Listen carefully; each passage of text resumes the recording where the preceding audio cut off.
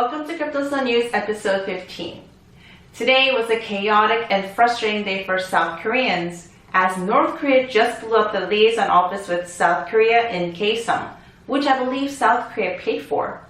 I wonder if this will affect the crypto price at all. In any case, let's go straight to this week's news.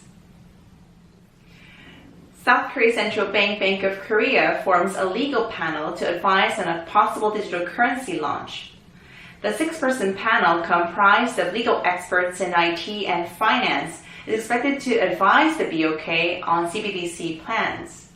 In order for CBDC to work smoothly, existing laws would have to be adjusted and revised, so legal examination is crucial. Back in December, the BOK set up a task force to do research on CBDCs, but it wasn't very active back then.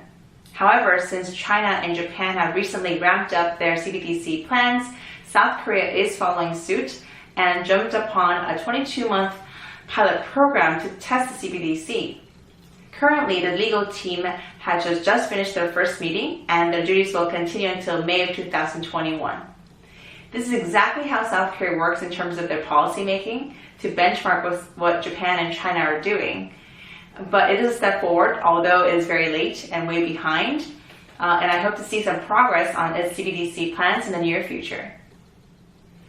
Starting next year, the South Korean government has decided to implement capital gains tax on cryptocurrency.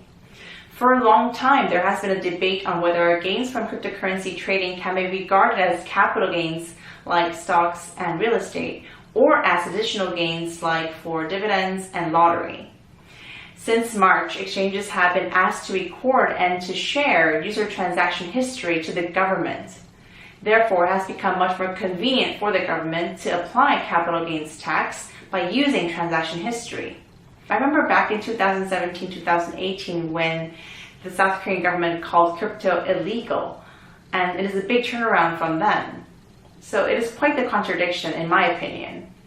Therefore, this is expected to cause quite a stir in the South Korean crypto community. Two mining pools, Sparkpool and Ethermine, have been waiting for an Ether whale to reach out after making two transactions with unusually high fees last week. Last Wednesday, Sparkpool processed a transaction from a single address with 0.55 ETH worth $133 with a high transaction fee worth $2.6 million. The next day, the same address sent 350 ETH with the same transaction fee worth $2.6 million. In sum, the single wallet holder sent $5.2 million worth of transaction fee alone. Bitfly, the company behind Ethermine Pool, announced that it will distribute 10,668 ETH to miners who have been active at the time of transaction. It has been waiting for days for the sender to show up, but it didn't happen.